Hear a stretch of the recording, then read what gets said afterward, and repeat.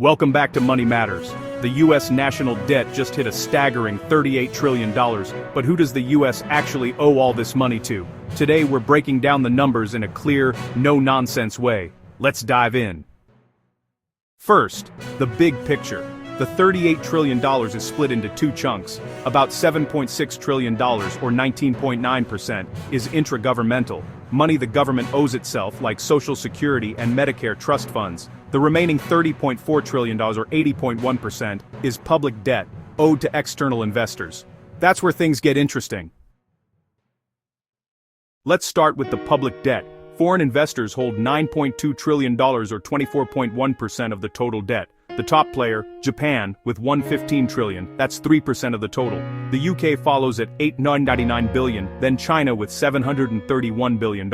Other big players include financial hubs like the Cayman Islands and Luxembourg, each holding around $400 billion. But here's the thing, 31% of foreign holdings are spread across dozens of other countries, from Canada to Norway.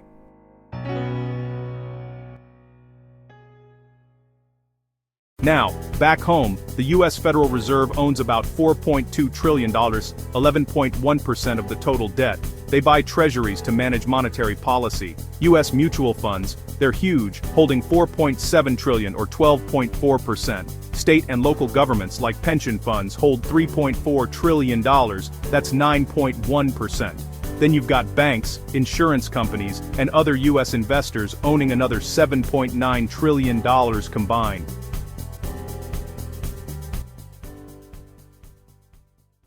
So, what does this mean? Over half the debt, about 55%, stays in the US, owed to government funds or domestic investors. Foreigners hold about a quarter, which is lower than a decade ago when they owned closer to a third. This spread reduces risk. No single country or entity has a chokehold on US debt. Here's a wild stat. With 335 million Americans, that's roughly $113,000 of debt per person. But don't panic, it's not like you'll get a bill tomorrow. This debt is held by millions indirectly through pensions, mutual funds, or even savings bonds, which make up $1 trillion alone.